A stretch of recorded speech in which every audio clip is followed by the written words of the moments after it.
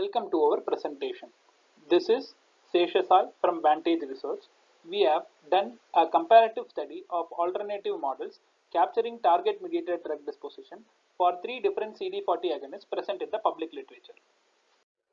This is a general review of our poster. Let's talk about the section one by one.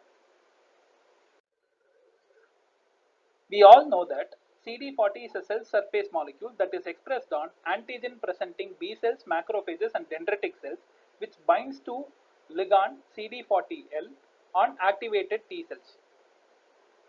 This binding leads to activation of APCs, stimulation of T cells, which results in a robust anti-tumor response. These CD40 agonists generally exhibit nonlinear pharmacokinetic behavior due to the drug receptor interaction and often undergoes elimination through target mediated endocytosis. In this work, we have chosen three different CD40 agonists from the public literature and used target mediated drug disposition and its alternatives such as Cauchy equilibrium, Cauchy steady state and Michaelis-Menten model approximations in order to characterize the behavior of the drug. With the help of the model building, we have tried to answer two questions in this work.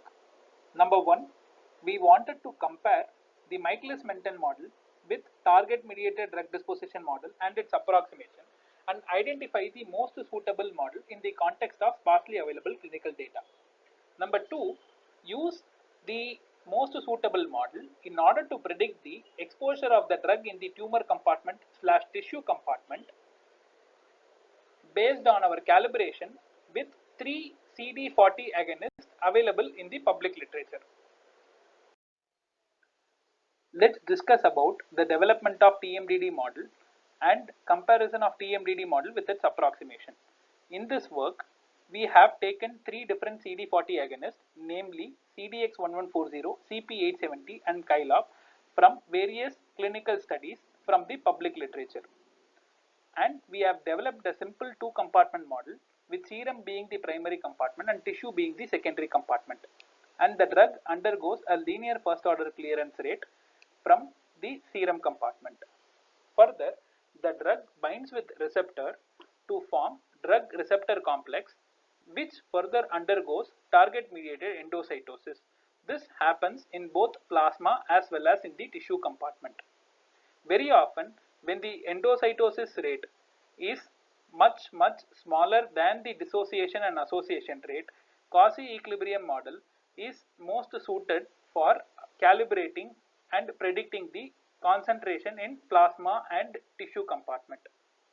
However, if we have the endocytosis rate which is comparable to the association and dissociation reaction, then more often Cauchy steady state can be used when the free drug complex and target are in Cauchy steady state.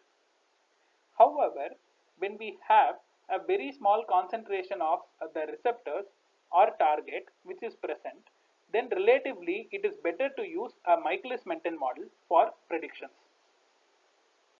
Based on the statistical summary, we have evaluated four different models, TMDD and its approximation. We conclude that Michaelis-Menten model has the least AIC and BIC value and predicts the plasma concentration very well compared to the TMDD, QE and QSS model. Number two, very often TMDD, QE and QSS model are often over parameterized with the availability of sparse data. And Michaelis-Menten model best describes the data with the minimal number of parameters. With the help of the Michaelis-Menten model being the most suitable model, we have calibrated this model to three different CD40 agonists, and we see that the fits are very good for the plasma, capturing the plasma PK data. We have used particle swarm optimization and maximum likelihood optimization using Symbiology 2020 to calibrate this data. Based on the calibration, we have arrived at the tumor prediction or the drug exposure in the tumor compartment. With area under the curve analysis, we conclude that the drug exposure is maximum for Kylab.